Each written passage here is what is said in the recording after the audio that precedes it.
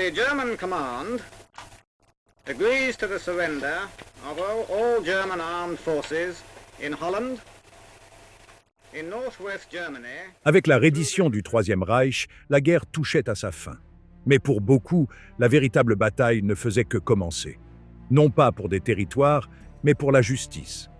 La chute militaire n'entraîna pas une reddition morale. Il restait encore ceux qui avaient fui. Il restait les responsables. Parmi eux, l'un des noms les plus recherchés était Adolf Eichmann. L'architecte logistique de la déportation de masse, le bureaucrate qui transforma les trains en route vers la mort. Pendant des années, sa trace s'évanouit dans un monde qui préférait oublier. Alors que les procès de Nuremberg marquaient une tentative de justice, Eichmann franchissait des frontières, adoptait de nouvelles identités et reconstruisait sa vie, loin du banc des accusés. Ce documentaire retrace cette fuite, des forêts du nord de l'Allemagne aux rues anonymes de Buenos Aires. Des silences de l'après-guerre à l'opération clandestine qui le conduirait enfin devant un tribunal. L'histoire commence maintenant. En 1948, Adolf Eichmann sut qu'il ne lui restait plus beaucoup de temps. La conjoncture internationale lui offrait une dernière fenêtre pour s'échapper. Les Britanniques avaient mis fin à la poursuite active des criminels de guerre, tandis que les États-Unis concentraient leur attention sur la menace soviétique et sur Berlin divisé. Son document d'identité, obtenu des mois plus tôt avec l'aide d'anciens membres de la SS, était sur le point d'expirer. Rester en Allemagne devenait intenable. Le réseau clandestin avec lequel il était entré en contact depuis Celle lui proposait déjà une issue. Avant de disparaître, il prit soin de semer une fausse piste. Il dit à sa logeuse qu'il partirait en Scandinavie pour tirer parti de son expérience en ingénierie mécanique. Elle, qui l'avait toujours considéré comme un locataire respectueux et digne de confiance, ne douta pas de son histoire. Mais Eichmann avait déjà une autre route en tête. Sous l'identité d'Otto Henninger, il monta dans un train à destination de Munich, d'où il se dirigea vers une localité proche de la frontière bavaroise. À chaque étape, le risque d'être découvert augmentait. Mais il se fiait aux détails précis de l'itinéraire qu'il avait mémorisé, élaboré par un contact connu sous le nom de Günther.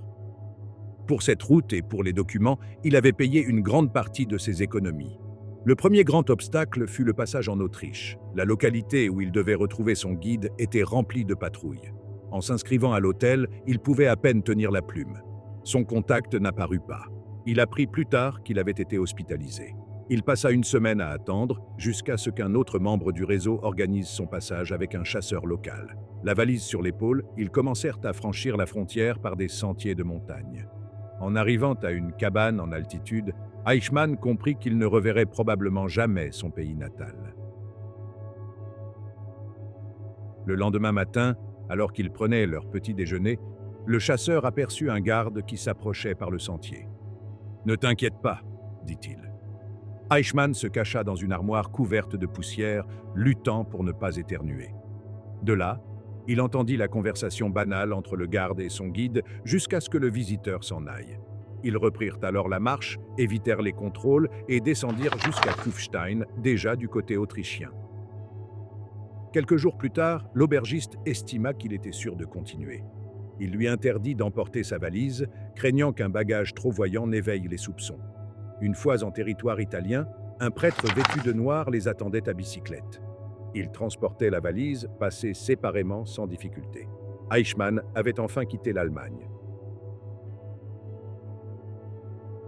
Le prêtre le conduisit jusqu'à Merano, une ville tyrolienne où ils célébrèrent l'arrivée avec un verre de vin. Il passa la nuit dans un château utilisé par d'autres fugitifs et, le lendemain, reçut un nouveau document délivré par une commune voisine. Il n'était plus Adolf Eichmann. Tout était prévu.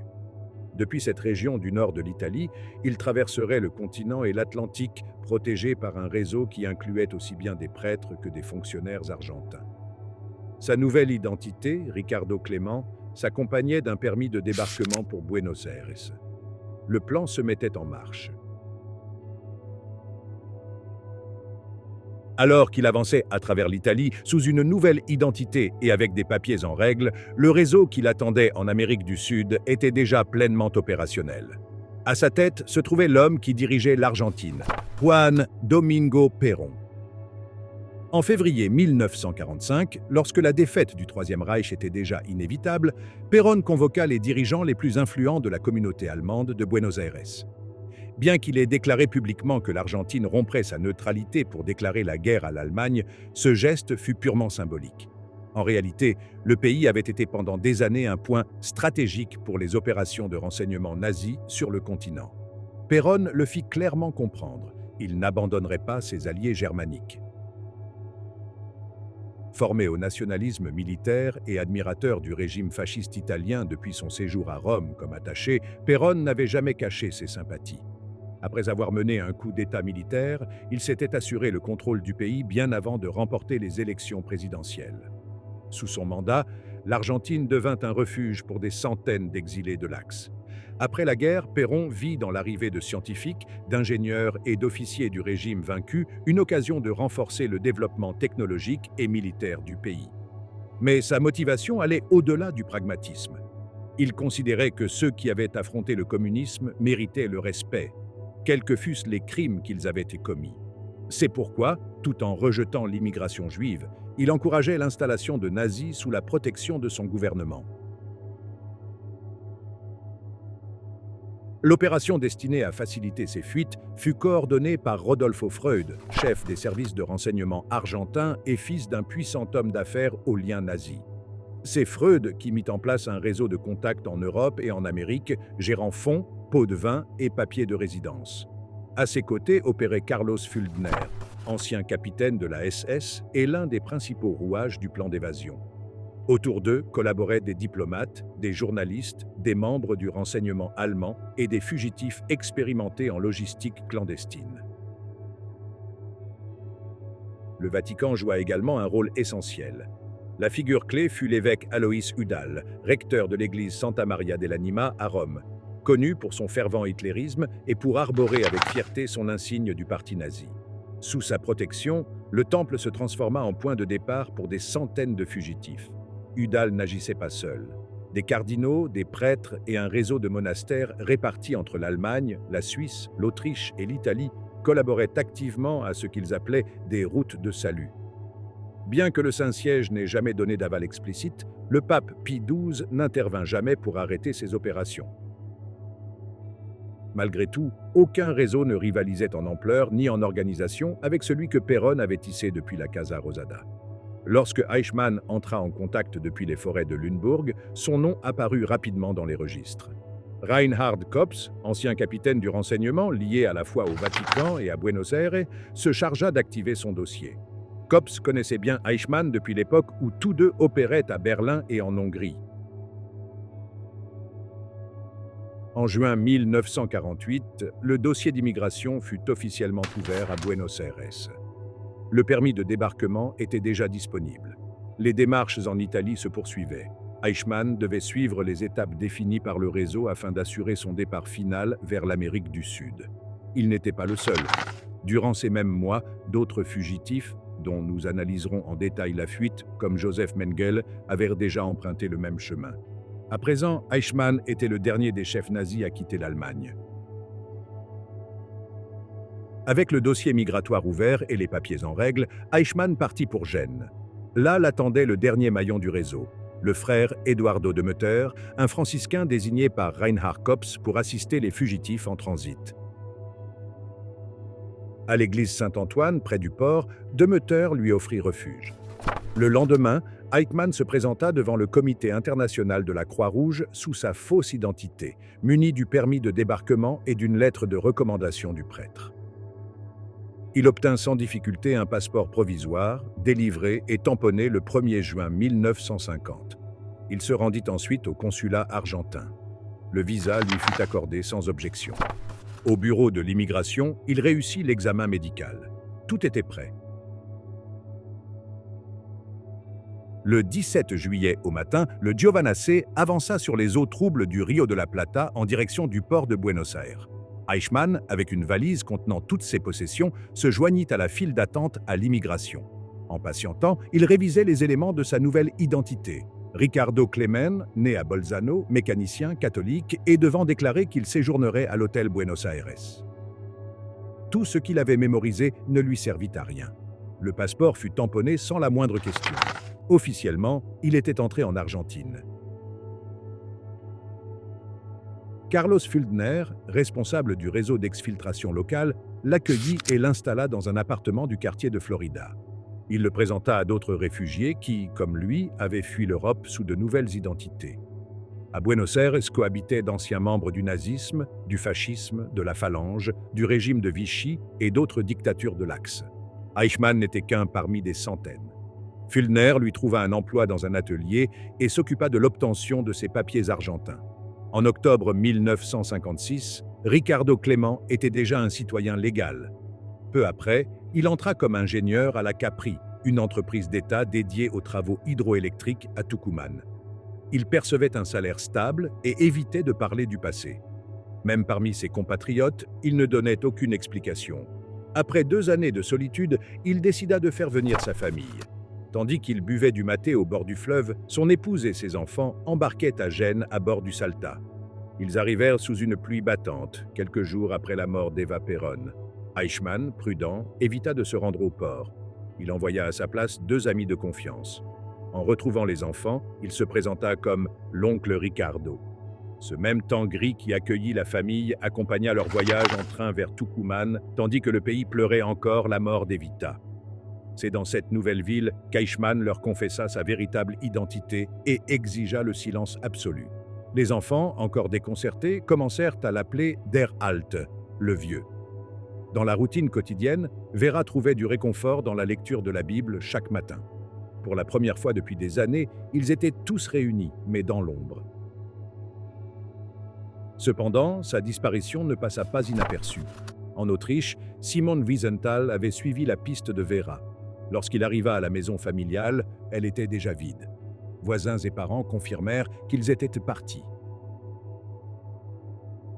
Pendant ce temps, dans l'anonymat de la périphérie de Buenos Aires, la vie suivait son cours. En décembre 1956, Klaus Eichmann, qui se faisait désormais appeler Nick, rendit visite pour la première fois à la famille de sa petite amie, Silvia Hermann, dans leur maison d'Olivos, un quartier à forte présence allemande aux abords de Buenos Aires. Là, au cours d'un dîner avec ses futurs beaux-parents, il fit une remarque qui marquerait le début de la chute. Il déclara, sans la moindre retenue, que les Allemands auraient dû aller jusqu'au bout et exterminer les Juifs. Lothar Hermann, le père de Silvia, aveugle et taciturne, ne réagit pas. Personne à table ne savait qu'il avait été prisonnier à Dachau, ni qu'il était d'origine juive. Il se tut, mais grava chaque mot dans sa mémoire. À cette époque, Adolf Eichmann vivait en Argentine depuis 6 ans. Il menait son existence sous des règles strictes de secret et exigeait la même discipline de ses enfants. Lorsqu'ils recevaient des visiteurs, il les frappait pour leur rappeler qu'ils devaient faire attention à ce qu'ils disaient. Il se méfiait de tout le monde. Quelques mois plus tard, chaque dimanche, Eichmann prenait l'autobus en direction du quartier de Florida. Là, dans une maison discrète, l'attendait Willem Sassen, journaliste néerlandais et ancien SS, qui enregistrait ses confidences lors de séances privées. Il posait le microphone sur la table, insérait une nouvelle bande et commençait à poser ses questions. Eichmann, d'une voix grave et posée, parlait sans remords. Il affirmait ne rien regretter. Que s'ils avaient éliminé 10 millions de Juifs, il s'en serait senti satisfait.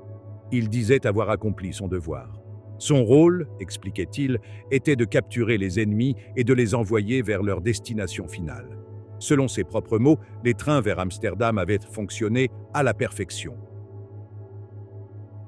De retour à Olivos, Eichmann vivait dans une maison modeste, louée à un propriétaire juif. Le bail avait été signé par Herbert Kuhlmann, un autre ancien SS installé dans un quartier aisé. Cette comparaison l'humiliait. Tandis que Mengele et d'autres prospéraient, lui accumulaient les échecs. Il perdit plusieurs emplois, blanchisserie, magasin de tissus, élevage de poulets. Toutes ces entreprises finirent en faillite. Il ne trouva une certaine stabilité qu'en travaillant comme ouvrier dans un entrepôt. La vie familiale n'apportait guère de réconfort non plus. Il se disputait avec sa femme et supportait à peine ses enfants. Un soir, il arracha la Bible des mains de Vera et la déchira en 2. Les garçons, selon lui, étaient mous. Il ne voulait ni qu'ils deviennent soldats, ni qu'ils s'engagent en politique. Il aspirait seulement à ce qu'ils passent inaperçus. En avril 1957, une nouvelle parue dans un journal allemand éveilla le soupçon qu'Eichmann avait réussi à éviter pendant des années. À Coronel Suarez, Sylvia Hermann lisait à voix haute pour son père lorsqu'elle tomba sur un article concernant un procès à Francfort. Le nom d'Adolf Eichmann figurait parmi les accusés. Aussitôt, Lothar se souvint de ce dîner, quelques mois plus tôt, avec le jeune Nick Eichmann. Nick parlait peu de sa famille. Il mentionnait seulement que son père avait été officier de l'armée et qu'ils avaient vécu en Pologne. Rien de plus. Mais pour Lothar, tout s'imbriquait parfaitement. Convaincu d'avoir affaire au fils d'un criminel de guerre, il décida d'agir. Il savait qu'il ne pouvait pas faire confiance aux autorités locales. Il écrivit donc au procureur de Francfort. La lettre parvint à Fritz Bauer, procureur général du Land de Hesse. Survivant du nazisme, Bauer avait déjà ordonné l'arrestation d'Eichmann en 1956. Bauer répondit en envoyant une photographie floue accompagnée d'une demande claire, localiser l'adresse. Sylvia se rendit à Olivos. Après un long trajet en train, elle arriva devant une maison blanche au toit de tuiles. Une amie lui avait donné l'adresse. Elle fut accueillie par une femme robuste, Vera Eichmann. À l'intérieur, l'un des fils la reconnut. Sylvia demanda après Nick. Tandis qu'elle attendait, un homme âgé apparut, voûté et portant des lunettes. Elle lui demanda s'il était monsieur Eichmann. Il nia fermement « Je suis son oncle ». La tension retomba brièvement lorsqu'ils parlèrent de langues et d'études. Peu après, Nick entra. Surpris, il demanda qui avait donné l'adresse. L'homme âgé intervint rapidement « Tout va bien, tu es la bienvenue ». En partant, Sylvia entendit Nick dire « Merci, père ». Sur le chemin de la gare, elle lui demanda pourquoi il l'avait appelé ainsi. Il répondit que c'était simplement par respect. De retour chez elle, Sylvia raconta ce qui s'était passé. Pour elle et pour son père, il n'y avait plus aucun doute. L'homme dans cette maison était Adolf Eichmann. Convaincu de ce qu'il avait découvert, Lothar écrivit directement au procureur de Francfort. Il ne fit pas confiance à l'ambassade allemande. Il craignait qu'elle n'alerte le fugitif. La lettre parvint à Fritz Bauer, procureur général du Land de Hesse. Survivant du régime nazi, Bauer s'acharnait depuis des années à faire sortir de l'ombre ceux qui se cachaient encore dans la Nouvelle-Allemagne. Le 19 septembre 1957, dans un motel situé entre Francfort et Cologne, Bauer rencontra Félix Chinard, représentant d'Israël. Il alla droit au but. Eichmann avait été localisé. Il vivait en Argentine. Et son gouvernement ne ferait rien à ce sujet. « Je ne peux faire confiance à personne ici, mais vous pouvez l'attraper », déclara Bauer avec fermeté. Quelques semaines plus tard, cet avertissement parvint aux oreilles d'Isser Harel, le chef du Mossad. Et il ne le prit pas à la légère. Il demanda le dossier complet. Il étudia chaque page des procès de Nuremberg, les archives de la SS, les rapports de Yad Vashem, ainsi que les documents que Simon Wiesenthal avait réunis avec une patience obsessionnelle. Ils savaient parfaitement à qui ils avaient affaire. Mais avant d'agir, Harel devait confirmer la fiabilité de la source. En novembre, il envoya l'agent Scholl Darom à Francfort. Là, Darom rencontra Fritz Bauer en personne. Le procureur fut clair. L'information provenait d'un milieu juif à Buenos Aires et comprenait même une adresse. Mais Bauer refusa de révéler le nom de l'informateur. Il voulait le protéger. Il savait que Lothar courait un danger réel. Sur la base de ces données préliminaires, en janvier 1958, le Mossad envoya son premier agent en Argentine. Yoel Goren s'installa à Buenos Aires et observa la maison située au 4261 de la rue Chacabuco. C'était une demeure modeste, avec un petit jardin à l'avant. À première vue, rien n'indiquait qu'un ancien haut responsable nazi puisse s'y cacher. Son rapport fut négatif. Mais Bauer ne céda pas. Il était convaincu. Harel envoya donc un second agent, Ephraim Hofstetter, chef des enquêtes criminelles à Tel Aviv. En février, Hofstetter se rendit à Coronel Suarez accompagné d'un autre homme. Il se présenta chez les Hermann sous un faux nom, Karl Huppert. Là, il rencontra Lothar. Il comprit rapidement que l'informateur était aveugle, mais cela n'affectait en rien la précision de son témoignage. Sylvia, sa fille, lui assura que la voix de l'homme qui vivait à Olivos correspondait à la description donnée par Bauer, une voix rude, tranchante. Malgré tout, les preuves solides faisaient encore défaut. Il manquait une pièce essentielle pour compléter le puzzle. Un faux nom, une profession, une photographie ou une empreinte. Lothar promit de les obtenir, mais il demanda quelque chose en échange, de l'aide pour se rendre à Buenos Aires et poursuivre l'enquête. Avant de prendre congé, Hofstetter lui remit la moitié d'un billet. Un geste simple mais lourd de sens. L'autre moitié, lui dit-il, serait la clé de leur prochain contact. Avec la promesse de preuves et le demi-billet dans la poche, Lothar et Sylvia poursuivirent leur démarche de leur propre initiative. Le 8 avril 1958, ils consultèrent les registres fonciers à La Plata. Le terrain de la maison d'Olivos était enregistré au nom d'un Autrichien, Francisco Schmidt. Lothar y vit une nouvelle identité. Il savait qu'Eichmann était autrichien. Tout concordait. Grâce à un contact à la compagnie d'électricité, ils découvrirent que les compteurs étaient enregistrés au nom de Dagoto et de Clement. Ce dernier, ils le savaient déjà, était l'alias actif d'Eichmann. Un ancien propriétaire évoqua des cicatrices sur le visage et des rumeurs concernant une arrivée en sous-marin en 1945. En mai, Lothar écrivit à Hofstetter. Il affirma que Schmidt était l'homme qu'il recherchait, décrivit ses traits physiques et demanda des fonds pour poursuivre l'enquête. La lettre parvint à Tel Aviv en juin. Isser Harel la lut avec prudence. Il se méfia des indices. La propriété ne prouvait pas une résidence, les cicatrices n'étaient que des conjectures. Et Hermann commençait à exiger trop de contrôle. Malgré tout, il envoya l'agent Ilani vérifier les informations. À la fin du mois d'août, le rapport fut sans appel. Francisco Schmidt n'était que le propriétaire légal du terrain. Il n'y vivait pas. Pour Harel, il s'agissait d'une nouvelle fausse piste. Il ordonna de classer l'affaire et suspendit tout contact avec les Hermann. Pendant ce temps, d'autres agences en savaient plus qu'elles ne l'admettaient. En mars 1958, un rapport du BND mentionnait Eichmann résidant en Argentine sous l'alias Clemens. Il était même suggéré qu'il pourrait se trouver à Jérusalem. Mais ni le service allemand, ni la CIA ne prirent de mesures. Personne n'en informa Israël. Personne ne voulut suivre cette piste.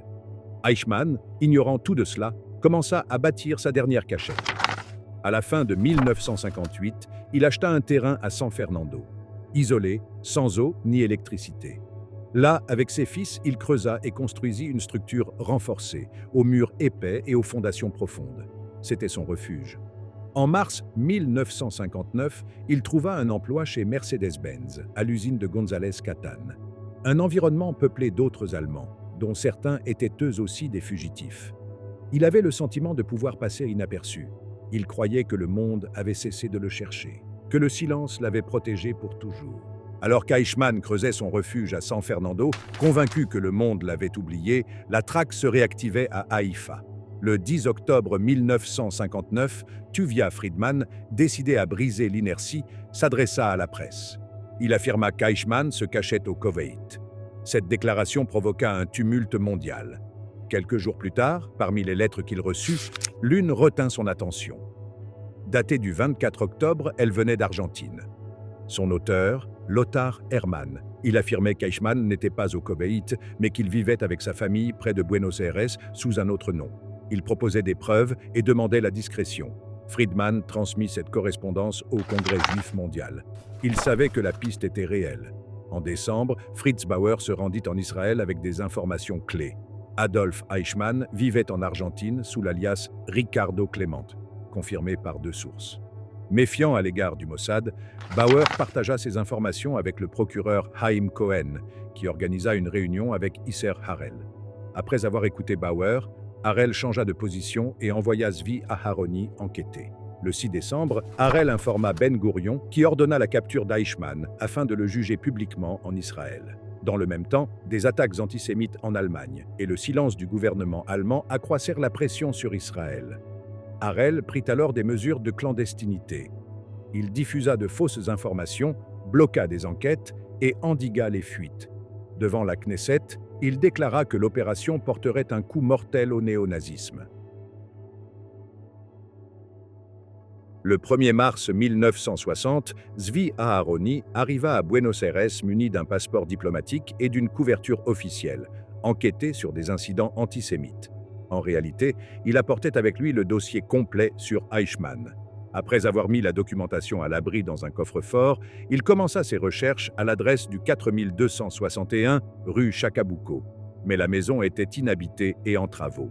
Pendant ce temps, en Europe, le Mossad tentait d'avancer sans succès, tandis que Simon Wiesenthal analysait d'anciennes photographies à la recherche de ressemblances avec Eichmann. La piste décisive apparut le 4 mars, lorsqu'un contact apporta un colis au nom de Nicolas Clement. Un jeune surnommé Dito indiqua alors que la famille avait déménagé à Don Torquato, sans toutefois fournir l'adresse exacte. Quelques jours plus tard, ce même contact retourna à l'atelier et reçut des instructions précises. La maison se trouvait à San Fernando. Là, Dito l'affronta et déclara sans hésiter: « Ce n'est pas Clément, c'est Nick Eichmann. » À cette phrase, Aharoni comprit qu'ils étaient tout prêts. À la mi-mars 1960, Zvi Aharoni arriva à San Fernando et repéra une maison correspondant à la description. Briques apparentes, toit plat et clôture basse. Il y aperçut une femme et un enfant, probablement Vera Eichmann et son plus jeune fils. Bien qu'il ait observé la maison de nuit, Ricardo Clement n'apparut pas. Depuis Tel Aviv, Isser Harel ordonna de préparer l'appui juridique nécessaire pour agir. Dans le même temps, à New York, Ben Gourion rencontrait Adenauer. Israël demandait une aide financière et l'Allemagne cherchait à resserrer les liens diplomatiques.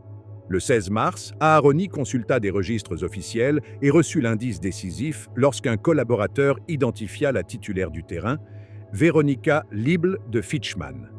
Le patronyme déguisé confirmait qu'il s'agissait de Vera Eichmann. Pendant ce temps, à l'intérieur de la maison, le soupçon grandissait. Eichmann avait déjà lu des rumeurs évoquant sa présence au Koweït, mais il n'imaginait pas qu'un simple colis adressé à Nick Clement avait déclenché sa chute.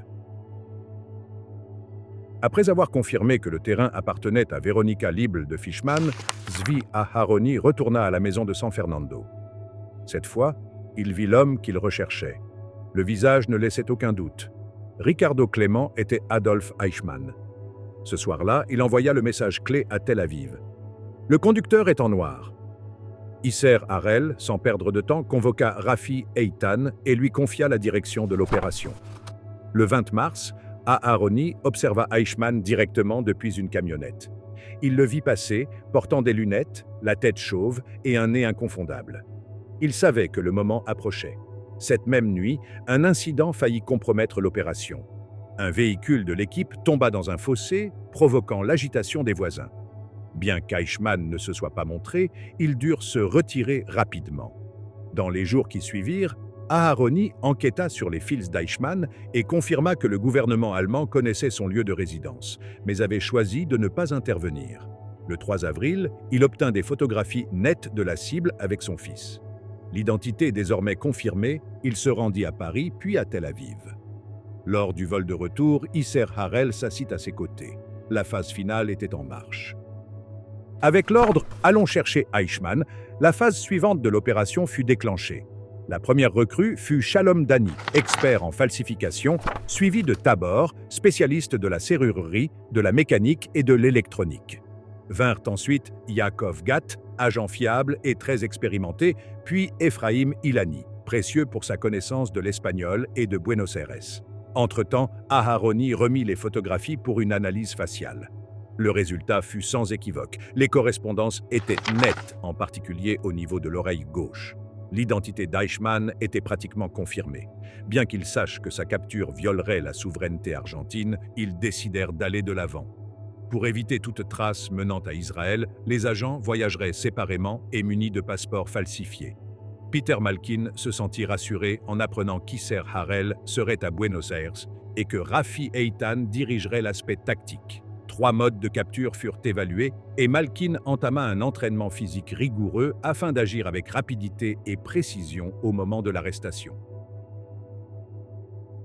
Le 24 avril 1960, Yaakov Gatt arriva à Buenos Aires. Élégamment vêtu, il fut photographié à son insu par un photographe de rue en descendant de l'avion. Gatt craignit un piège, mais fit preuve de naturel. Il paya la photo et poursuivit sa route. Pour ne laisser aucune trace, il n'utilisa pas de taxi et préféra prendre un autobus jusqu'au centre-ville. Là l'attendait Ephraim Ilani, installé depuis plusieurs jours dans un appartement loué, observant la routine de la cible. Peu après, Zvi Aharoni les rejoignit, méconnaissable avec une moustache et des cheveux plus longs. Il ne manquait plus que le dernier élément clé de l'équipe, Avraham Shalom. Shalom arriva par un itinéraire complexe, Rome, Paris et Lisbonne, en utilisant de faux documents. Il commit plusieurs erreurs, il oublia son alias, se retrouva sur le même vol que Médad, ce qui était formellement interdit, et découvrit, à son arrivée, que le réceptionniste de l'hôtel venait de Hambourg, tout comme son identité fictive. Face à ce risque, il changea d'hébergement. Une fois réunis avec Aharoni et Gath, ils décidèrent d'observer la maison d'Eichmann. Cette même nuit, ils l'aperçurent. Eichmann marchait d'un pas assuré vers son domicile. Gath le suivit à distance jusqu'à confirmer qu'il entrait bien dans la maison déjà identifiée. Le lendemain, Shalom envoya le signal à Tel Aviv. Carreau. À partir de là, Isser Harel donna le feu vert. Le vol d'extraction fut programmé pour le 11 mai. Médad fut chargé de repérer des propriétés répondant à ces critères. Finalement, un quartier général opérationnel baptisé Maoz fut établi. Depuis ce point, ils commencèrent à coordonner les derniers détails. En parallèle, à New York, Joseph Klein, directeur d'El Al, et Luba Volk, ancienne secrétaire de l'ambassade, furent informés de leur participation. Tous deux se rendirent à Buenos Aires. Klein ne comprenait pas pleinement son rôle, mais obéit aux ordres. Volk pressentait qu'il se tramait quelque chose de plus, mais choisit de ne pas poser de questions. Le 11 mai 1960, l'équipe du Mossad se réveilla en sachant que ce jour était arrivé. Tabor et Peter Malkin inspectèrent une dernière fois la planque dans la maison sûre, tandis que Shalom, Gath et Rafi Eitan vérifièrent les itinéraires de repli. Aharoni sortit tôt afin de se procurer une batterie neuve pour la Buick qui serait utilisée lors de l'opération. Dans la maison Tira, la tension se dissimulait derrière des parties de cartes et d'échecs. Malkin tenta de se reposer, mais l'instant décisif ne quittait pas son esprit. Il finit par se préparer. Perruque, vêtements simples, expression neutre. Il était prêt à intercepter Eichmann. Avant de partir, Eitan récapitula le plan. Malkin et Tabor seraient les seuls déguisés et chargés d'exécuter la capture. Le reste de l'équipe assurerait la couverture. Tout devait se jouer en quelques secondes, sans aucune marge d'erreur.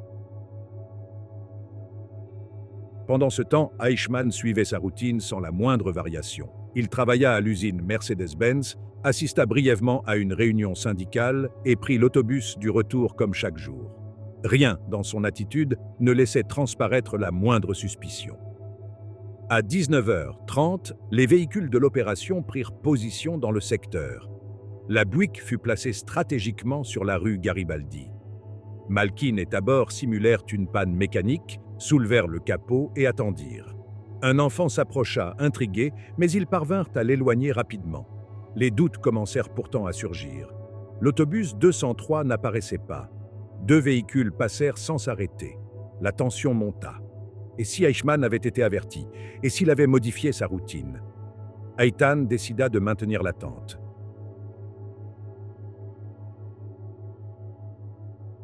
À 20h05, l'autobus s'arrêta enfin. Eichmann descendit sans se douter de rien.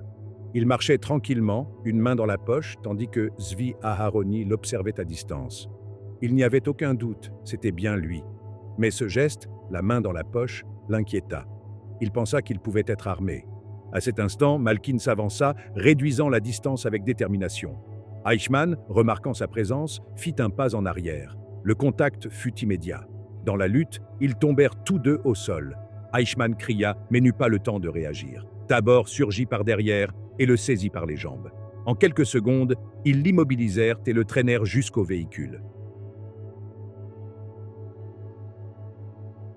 À l'intérieur de la Buick, la procédure fut rapide. On lui lia les mains et les pieds, on lui banda les yeux et on le recouvrit d'une couverture. Il ne portait aucune arme, seulement une lampe de poche dans sa poche. Un instant, le silence régna. Puis, d'une voix basse, presque sans émotion, Eichmann rompit le mutisme. Il ne demanda aucune explication, n'opposa aucune résistance. Il prononça seulement une phrase qui scellait le destin qu'il pressentait déjà. Il était résigné. Le véhicule emprunta des itinéraires alternatifs avec des plaques diplomatiques, évitant la circulation sans éveiller les soupçons. Eichmann ne dit pas un mot durant tout le trajet. À 20h55, ils franchirent le portail de la maison Tira. La mission était accomplie. Adolf Eichmann, le criminel de guerre le plus recherché du siècle, n'était plus libre. Pour la première fois, il se trouvait sous la garde du peuple juif. Après sa capture, Eichmann fut conduit menotté jusqu'à la maison sûre. Shalom et Malkin l'escortèrent en silence, tandis que seul Aharoni était autorisé à l'interroger. Une fois dans la pièce, il resta debout, couvert de boue, sans prononcer un mot. Il portait des lunettes sombres et ses mains tremblaient.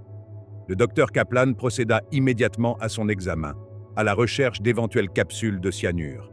Il lui retira son dentier et inspecta son corps avec minutie. Les cicatrices correspondaient aux informations figurant dans les dossiers du Mossad. Le tatouage des SS, en revanche, avait été effacé. À 9h15, Aharoni entama l'interrogatoire. Eichmann répondit calmement, affirmant que son nom était Ricardo Clément. Toutefois, lorsqu'on lui demanda directement quelle était sa véritable identité, il répondit sans détour « Adolf Eichmann ». Il demanda alors un verre de vin pour se calmer, qui lui fut accordé. Aussitôt après, il tenta de réciter une prière hébraïque, mais Aharoni l'interrompit, indigné. La conversation se concentra sur la vérification des détails de son passé. Eichmann ne nia rien. Il répondait avec froideur et sans hésitation. À la fin de la séance, Eitan ordonna l'envoi immédiat d'un rapport à Tel Aviv. Pendant ce temps, Aharoni et Shalom abandonnèrent la Buick dans un parking. Ensuite, Tabor se chargea d'effacer toute trace et de retirer les plaques d'immatriculation falsifiées. Dans un café voisin, Harel retrouva l'équipe. Le succès de l'opération fut confirmé. Il n'y eut aucune célébration. Harel posa une seule question. Comment le faisons-nous sortir maintenant ? Cette même nuit, des tours de garde furent organisés. Eichmann resta menotté au lit, sous une lumière constante et sans jamais être quitté des yeux. Il ne dormit pas et ne mangea pas. Il demeurait silencieux, nerveux, observant sans dire un mot. Eitan dormait dans la pièce voisine. Un plan existait pour chaque scénario.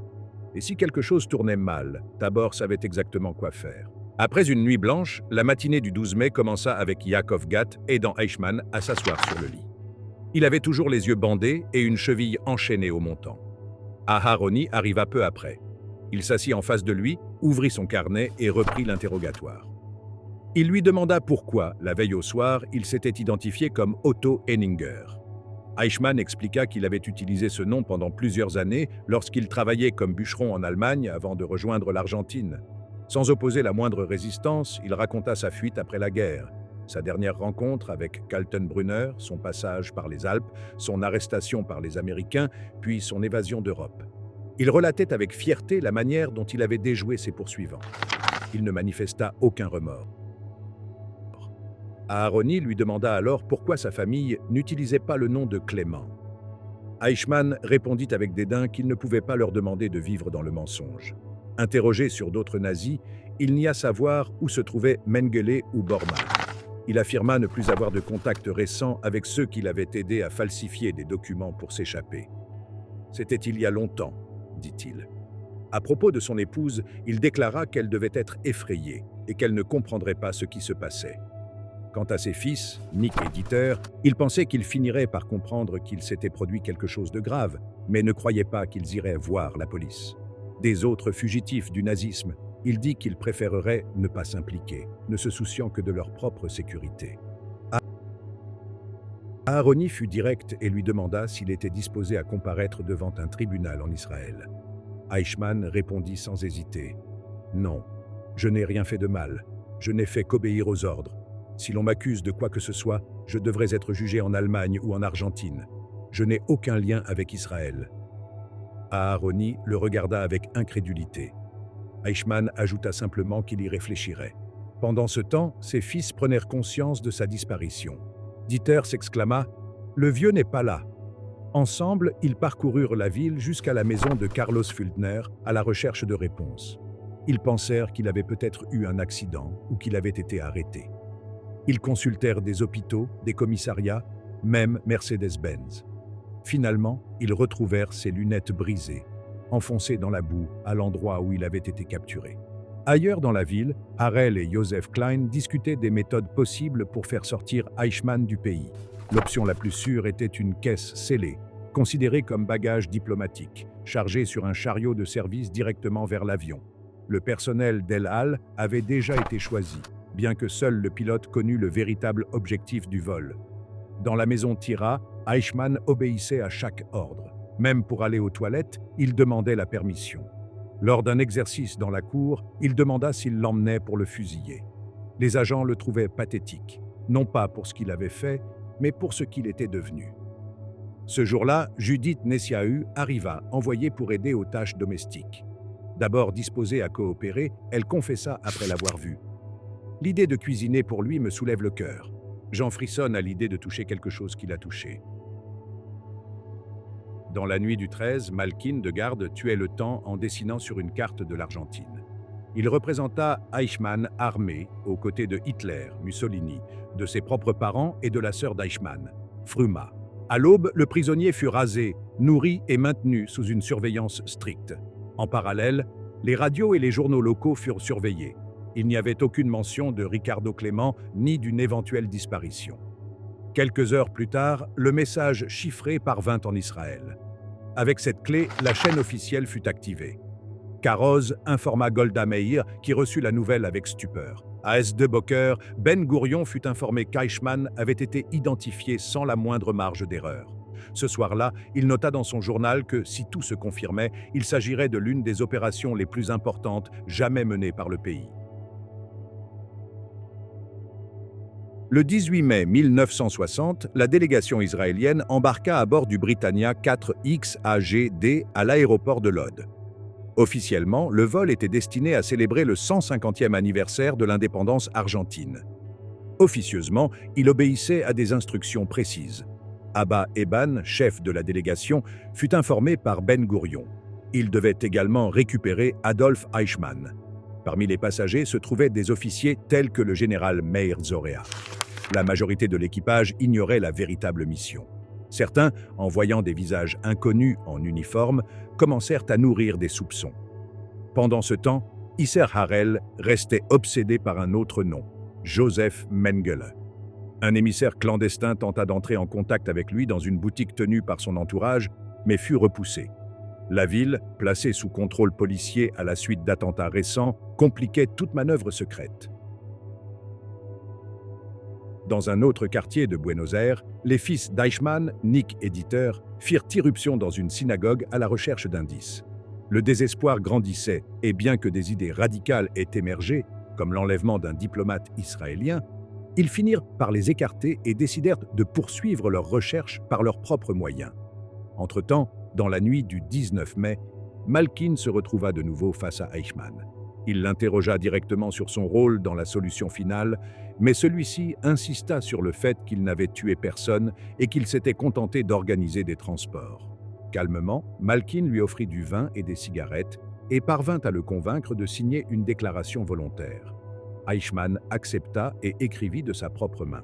Adolf Eichmann, Buenos Aires, mai 1960. Lorsque Medad apprit ce qui s'était passé, il réagit avec colère, reprochant que cela ressemble à une célébration pour un assassin. Eitan, cependant, minimisa le geste et félicita Malkin d'avoir obtenu la confession.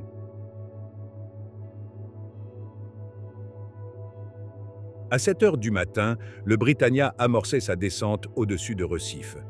Une erreur de calcul faillit provoquer une collision avec la jungle, mais l'appareil réussit à se poser à temps.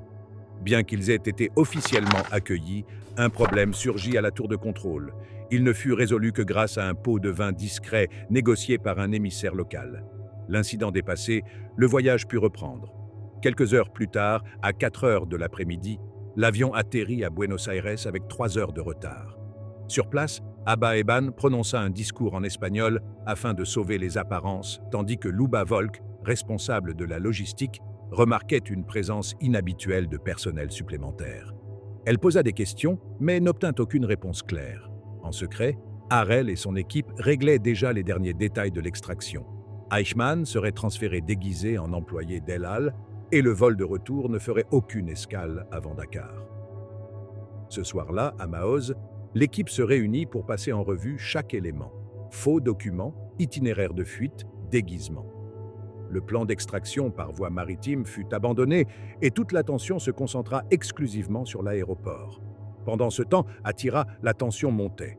Une fausse alerte les obligea à effacer toute trace de leur présence. Personne ne parvint à dormir. Eichmann, quant à lui, semblait pressentir que quelque chose se préparait. Il resta silencieux, éveillé. Finalement, à l'aube du 20 mai, tout était prêt. Il ne restait plus qu'une étape, conduire Adolf Eichmann à l'aéroport et le faire sortir du pays.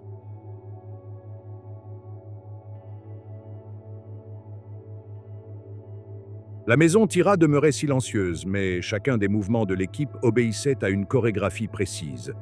Il n'y avait aucune marge d'erreur. Adolf Eichmann, encore sous sédation, devait être transféré dans les heures suivantes.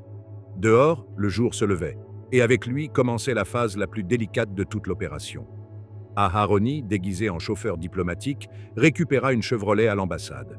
Il était muni de documents falsifiés, passeport et permis de conduire international.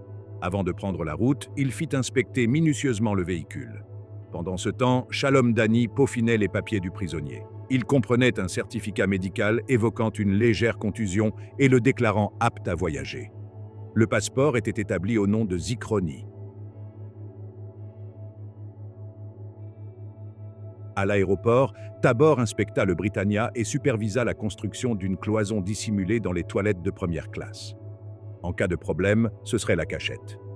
Shalom vérifia que les gardes habituels étaient toujours en poste et confirma l'absence de nouveaux contrôles sur l'itinéraire.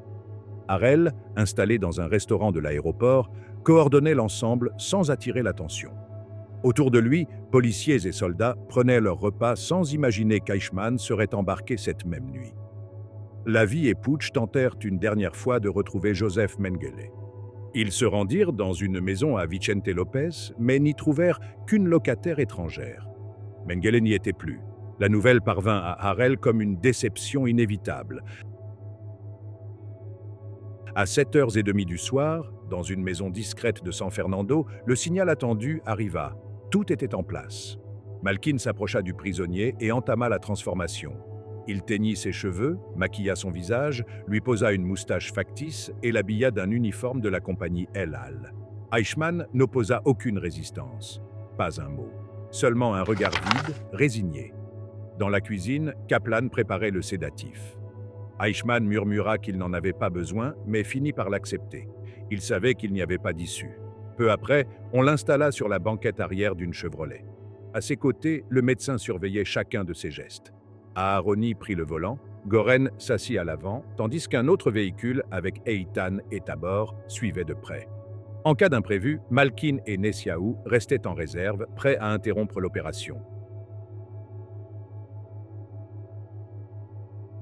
Pendant que le convoi avançait, dans un hôtel voisin, le capitaine Wedels réunissait l'équipage. Les consignes étaient claires, il transporterait un diplomate de haut rang, embarquerait par la zone de maintenance et ne poserait aucune question. À 11h précises, le convoi arriva à l'aéroport. Harel intercepta le médecin pour une dernière vérification. Eichmann était conscient, mais totalement neutralisé. Les gardes à l'entrée reconnurent Shalom et laissèrent passer les véhicules sans objection. Le groupe se dirigea vers l'avion. Un policier en patrouille obligea à improviser. Eitan le détourna pendant que Goren et Gat embarquèrent le prisonnier, dissimulé sous une couverture. Ils l'installèrent en première classe. Personne ne parla. Personne ne bougea. Chaque seconde comptait. Puis survint un nouvel contretemps. Dans le terminal, les formalités douanières prenèrent du retard. Harel, impatient, fut sur le point d'ordonner le décollage sans autorisation lorsque, à la dernière minute, un fonctionnaire apposa son tampon sur les documents. Soulagement bref. Mais quelques minutes plus tard, la tour de contrôle bloqua le départ en raison d'une anomalie dans le plan de vol. Une signature manquait ainsi qu'une destination alternative. Scholl fut envoyé pour régler le problème. Celui-ci fut résolu en quelques minutes. Finalement, à minuit 5, dans la nuit du 20 et 1 mai, le Britannia décolla en direction de Dakar. Il laissait derrière lui 16 années de fuite, une vie clandestine et un pays qui n'avait jamais découvert son véritable visage. 30 minutes plus tard, Nick Eichmann apprit qu'un avion israélien avait quitté Buenos Aires en direction de Recife. Il comprit ce qui s'était produit. Il activa des contacts au Brésil dans une tentative désespérée de l'arrêter. Mais il était déjà trop tard. L'avion traversait l'Atlantique, et son père voyageait droit vers le procès de l'histoire. Lorsque le Britannia quitta l'espace aérien argentin, la tension se relâcha pour la première fois. Ce n'est qu'alors que Peleg révéla à l'équipage la véritable identité du prisonnier, Adolf Eichmann. La nouvelle stupéfia tout le monde, en particulier une hôtesse de l'air qui était restée à ses côtés sans rien soupçonner. Dans la cabine, personne ne célébrait. Le vol vers Dakar serait long et l'avion, plus lourd et volant à basse altitude, consommait rapidement son carburant. Eichmann, sous sédation et étroitement surveillé, demeurait immobile. La crainte persistante était qu'il tente de se suicider. Dans un moment de silence, Harry Friedman, membre de l'équipe et survivant de la Shoah, laissa échapper sa colère contenue. Il rappela avec douleur que cet homme avait été l'un des responsables des chambres à gaz. Tandis que le Britannia progressait au-dessus de l'Atlantique, à Buenos Aires, les agents restés sur place détruisaient toute preuve. Ils rendirent les véhicules, effacèrent les traces et quittèrent la ville en train en direction du Chili. Ce n'est qu'alors que Harel leur assura que l'opération resterait secrète jusqu'à ce que tous soient hors de danger. Après 13 heures et 10 minutes de vol avec le carburant à la limite, le Britannia atterrit à Dakar. Avant l'arrivée, le médecin administra une nouvelle dose de sédatif à Eichmann afin d'éviter tout incident lors des contrôles. Cela fonctionna. Les inspecteurs sénégalais ne remarquèrent rien. Un itinéraire falsifié fut présenté, indiquant une escale à Rome, mais le plan réel était plus audacieux, voler directement vers Tel Aviv. Harel ordonna d'éviter la côte nord-africaine. Le Britannia traversa l'Afrique de l'Ouest, survola l'Espagne et la Grèce et se tint à distance de l'Égypte afin d'échapper aux radars ennemis. Peu avant l'atterrissage, Harel se rasa et changea de vêtements. À 6h55 du matin, le 22 mai, le Britannia se posa en Israël. Il n'y eut pas d'applaudissements, seulement le silence. À l'aéroport, un détail imprévu déclencha la colère de Harel. Personne n'avait prévu le transfert du prisonnier. Sans perdre de temps, il contacta le Shin Bet. Un fourgon noir conduisit Eichmann vers un centre de détention à Jaffa. Même les gardes ignoraient l'identité de celui qu'ils escortaient. Quelques heures plus tard, Harel se présenta devant Ben Gourion à Jérusalem.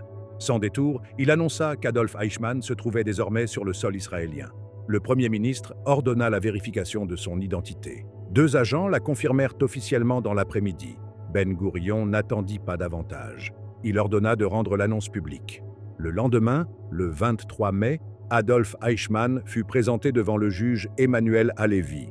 Devant le tribunal, il déclina son véritable nom et reçut l'acte d'accusation formelle, crime contre le peuple juif et crime contre l'humanité. La nouvelle parvint également à Fritz Bauer, le procureur allemand qui avait été à l'origine de la traque.